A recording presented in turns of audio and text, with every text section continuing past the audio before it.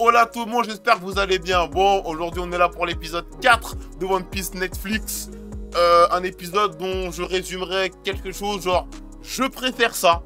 Je préfère ça, bon, même s'il y a quand même des points qui m'ont toujours un peu gêné, qui m'ont pas sorti de l'épisode, mais qui m'ont gêné. De toute façon, on va tout aborder ensemble. Comme d'habitude, je vais pas vous raconter l'épisode parce que je pense que si vous êtes là, vous avez déjà vu One Piece et vous connaissez déjà un minimum le manga ou la série animée, où vous avez déjà vu l'épisode. Donc, c'est pas très intéressant de faire ceci comme ça. En tout cas, installez-vous, mettez-vous à l'aise. Let's go!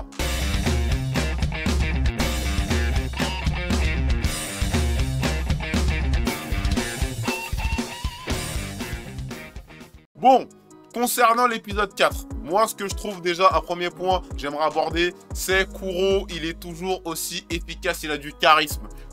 Alors je trouve que le perso, il a peut-être trop de charisme, il a une sacrée gueule. Il a vraiment une sacrée gueule, j'aurais peut-être aimé qu'il soit un peu plus effacé, parce que dans l'anime, dans le manga, c'est un perso assez effacé. Et c'est ça qui fait, aussi son... que c'est surprenant parce que quand il se révèle être le capitaine Kuro, tout ça, nanani, c'est surprenant parce qu'en fait il payait pas de mine. Là tu le vois, le mec, tu vois qu'il a une gueule, tu vois que c'est pas un mec lambda, c'est pas quelqu'un de lambda du tout. Donc effectivement peut-être que j'aurais aimé que ce soit plus implicite, parce que là c'était très explicite quand même que c'était un antagoniste. Voilà. Bon, pour les gens qui ne connaissent pas One Piece, je ne sais pas, mais je trouve que ça se voit, il a une tête de méchant, il est méchant, il est fâché. Donc effectivement, voilà. Autre point, c'est l'escargophone, franchement trop efficace, ce truc qui parle avec le son. Franchement, c'était très bien joué, vraiment. Je trouve que l'acteur, autre point, c'est l'acteur du maître de Zoro a été bien trouvé. Je trouve qu'il est vraiment anime friendly. Il ressemble vraiment, mais c'est pas gênant. C'est vraiment pas gênant. Il est anime friendly, mais c'est pas gênant. D'ailleurs, je trouve que en parlant du maître de Zoro, bon, on va parler des flashbacks. Les flashbacks sont aussi très bien placés. Et je trouve que dans cette série, ils ont bien compris comment placer les flashbacks pour que ce soit efficace. Et franchement, c'est vraiment très cool. On apprend le rêve de Zoro. Donc c'est ça qui est important dans One Piece. C'est cette notion du rêve. Et de cette recherche en fait de se réaliser soi-même et de réaliser ses rêves. Et franchement je trouve ça vraiment incroyable de fou, parce que la notion de rêve est vraiment le fil conducteur de toute la série. Alors dans One Piece, la série, manga, etc., bon, c'est le fil conducteur, mais je trouve qu'il y a beaucoup de choses plus implicites. Du moins, après, je me rappelle plus du début de One Piece. Là, c'est vrai que vu que là, je suis déjà à Wano, tout ça, donc j'ai d'autres points qui me comment dire, turlupinent l'esprit quand je regarde One Piece. Donc c'est vrai que je suis plus sur la globalité et sur le général que le début sur East Blue. Donc après avoir, donc je trouve ça vraiment incroyable. En parlant en fait des flashbacks, je trouve que le fait qu'ils aient mis Zoro qui essaie de remonter le puits, et que ça ait l'air insurmontable, et aussi du même côté qui se battent avec Kuina et qui voient pas la finalité, qui n'arrivent pas en fait à faire le nécessaire, c'est quand même incroyablissime. Ensuite, il y a la petite confrontation Kaya et Usopp où vraiment où elle doute du personnage, où elle se dit non mais là t'es en train de mentir, etc. Donc là en fait c'est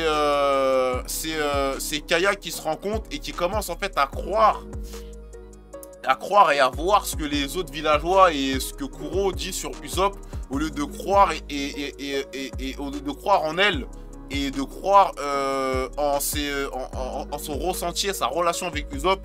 Et je trouve ça vraiment fort parce que du coup on sent le contraste entre les deux, on sent vraiment son incertitude, même si elle le gifle et tout ça, mais on sent qu'elle le fait, mais qu'elle le fait pas avec la haine, elle le fait avec le doute. Et je trouve que c'est très bien joué par rapport à l'acting. Vraiment, par rapport à tout ça, on voit Usopp en fait qui fuit, etc. Donc on sent le danger de tout ça, on sent l'urgence de la situation, je trouve ça vraiment très très bien. Il y a aussi l'ascension de Zoro en fait en miroir avec le flashback, donc c'est ce que j'ai dit précédemment, mais comme ils reviennent dessus après, donc c'est vrai que en miroir, je trouve ça vraiment vraiment intéressant de fou malade. Il y a la confrontation aussi avec Kobe et Hermep qui commencent à se confronter par rapport aux valeurs, par rapport à leur vision, et c'est ça que je trouve intéressant, c'est qu'ils ont gardé cet esprit, et j'avais peur qu'il n'y ait pas cet esprit de confrontation d'opinion et de vision, parce que dans One Piece c'est vraiment ça, c'est vraiment quand les personnages s'affrontent, c'est une confrontation de vision et d'opinion qui crée en fait la guerre, qui crée en fait le conflit, donc c'est toujours hyper intéressant. Il y a le réveil de Luffy, et dans sa personnalité, là franchement je trouve que, j'ai oublié le nom de l'acteur, mais c'est vraiment Luffy le type. C'est vraiment Luffy dans l'acting, dans ses réactions, même si des fois en fait ça fait trop, mais on a toujours quelqu'un dans... On connaît tous quelqu'un comme ça, qui dans notre vie est toujours un peu dans l'exagération, etc. Mais finalement, c'est pas choquant parce qu'il exagère pile ce qu'il faut. C'est ni trop, ni pas assez pour faire le nécessaire, donc c'est fou de malade. Luffy qui prend la défense de Kaya. Voilà, en fait, qui dit non, mais elle a un rêve, etc. Et patati, et patata. Vraiment, je trouve ça fou. Je trouve ça vraiment trop fou parce qu'on sent, on sent le Luffy de l'animé en fait. On sent ce Luffy qui défend les opprimés, qui défend les gens, et c'est vraiment incroyable. Pour moi, c'est ça qui est fou. Vraiment, il y a l'interaction Zoro-Luffy que je trouve vraiment incroyable. Voilà. Et je trouve que c'est ça qui est important. C'est qu'il y a aussi, il creuse aussi ce côté-là de comment l'équipage resserre leurs liens par rapport aux discussions, par rapport à des échanges toujours d'opinions et de visions. Et c'est vraiment une très bonne chose qu'ils ont su mettre en scène dans ces épisodes en tout cas, et que j'ai vraiment trouvé fou. Le côté psychopathe de Kuro, franchement, j'ai vraiment kiffé. J'ai vraiment kiffé. On sent vraiment que le mec, il est fou. Il est fou. Et voilà, le mec, son heure, il est arrivé. Elle est arrivée, pardon, son heure est arrivée. Et il attendait ça avec impatience. Il est venu pour découper de la chair. Il est venu pour découper de la chair de fou malade. C'est incroyablissime. Donc c'est vraiment trop fou. Je trouve... Alors il y a un truc que j'ai vraiment trouvé bien. C'est qu'ils n'ont pas fait l'erreur de faire la technique de Kuro comme dans le dessin animé. Parce que, ou dans le manga. Parce qu'en fait c'est genre des pas de chat. Donc il fait des petits sauts puis après il se déplace. Non là le mec il se déplace. Bam bam bam bam bam bam bam. Efficace, simple, efficace. Ils ont compris, ils n'ont pas fait l'erreur de faire du manga, du copier-coller, anime manga. C'est vraiment fou malade. Le combat Zoro et l'équipage de Kuro est pas mal. Est vraiment plutôt pas mal. Mais j'ai toujours un problème avec les combats en fait. Je les trouve pas assez intenses. Pour l'instant en tout cas, dans cet épisode 4, ils sont bien chorégraphiés, mais c'est un peu trop chorégraphié. C'est peut-être un peu trop une chorégraphie, et peut-être qu'on sent trop les fils du combat. On sait, voilà, il dit, je te frappe en haut et tu te baisses. Toi-même, tu sais, on a répété. Bon, je trouve que ça, c'est toujours un peu trop sensible. J'ai besoin peut-être, bon, après là, je vais dire une bêtise, mais faudrait peut-être qu'ils contactent les mecs qui ont fait John Wick ou Tigre et Dragon ou non, pas Tigre et Dragon, mais John Wick, voilà. Là, on veut du combat un peu plus intense, un peu moins chorégraphié, plus intense. Moi, c'est ce que j'attends pour la suite, en tout cas, des futurs épisodes. Ils ont changé le lieu aussi du combat Kuro et Luffy. Alors, je sais qu'à un moment, ça se passe quand même dans la maison, mais je parle à un moment, en fait, ça se passe genre près d'une colline, je sais pas quoi, nanani, voilà. Et j'ai trouvé vraiment ça fou qu'ils aient changé, parce qu'au final, ça a changé l'aspect du combat, mais finalement, ça n'a pas desservi la situation, parce que, sachant qu'on est dans une pièce avec plusieurs trucs pour se cacher, que lui, il se déplace vite, finalement, dans les capacités du Captain Kuro, c'est pas choquant, c'est pas quelque chose qui m'a sorti, et je trouve que ça a été plutôt malin de leur part, finalement, parce que ça leur a évité, en termes de réalisation et de budget, de devoir faire un truc vraiment de fou, parce que dans l'animé, ce combat-là, il est vraiment pas mal, hein. Alors, il est fou par rapport à ce qu'on a vu depuis. Il est quand même fou, donc voilà. Concrètement, c'est une belle opposition aussi idéologique de Luffy et de Kuro, parce que Luffy, voilà, oui, je crois en mes rêves, etc. Je vais être le roi des pirates. Et Kuro qui dit, ouais, mais non, mais moi j'ai vécu dans l'ombre, etc. Bah là, je veux sortir de l'ombre, j'en ai marre. Et les deux veulent sortir de l'eau, mais les deux veulent en fait faire leur place, mais c'est pas de la même façon. Et c'est cette opposition idéologique qui est vraiment, vraiment, vraiment fou, malade. Et j'ai vraiment, vraiment kiffé. Autre point et l'un des derniers points qui m'a vraiment gêné dans ce combat-là, c'est que pour ceux qui se rappellent de l'animé et le manga, Luffy avait vraiment galéré en fait. Luffy avait vraiment galéré. Il s'est vraiment fait marave de fou.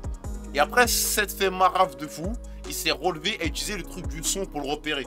Là, c'était trop problème, solution. Voilà. Là, on sent trop que One Piece, c'est Luffy. Là, on aurait dû, là, j'aurais aimé qu'il se fasse un peu castagner. Et qui est le move du je ferme les yeux, bim, et je frappe.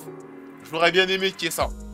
Mais n'empêche que après à la fin j'ai ri parce que les scènes étaient quand même pas mal. Quand ils se retrouvent un peu sur le pont, tout ça, j'ai pas mal rigolé, c'est vrai.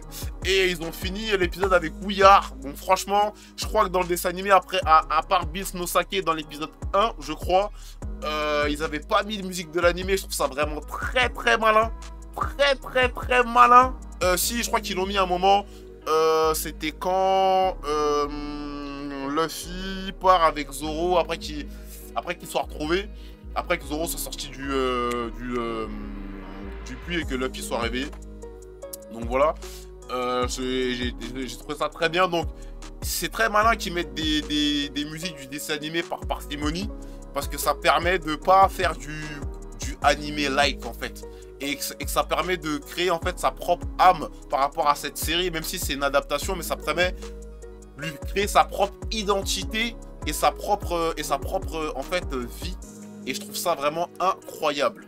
Donc voilà ce que j'avais à dire par rapport à l'épisode 4 de One Piece. Donc si t'as kiffé la vidéo, laisse ton meilleur big bad pouce bleu juste en bas. Dis-moi en commentaire ce que t'as pensé de mon avis et des points que j'ai pu relever. En tout cas, comme dit souvent, passionnons-nous les uns et les autres. Et la gimmick de fin, je pense que tu la connais. Lego!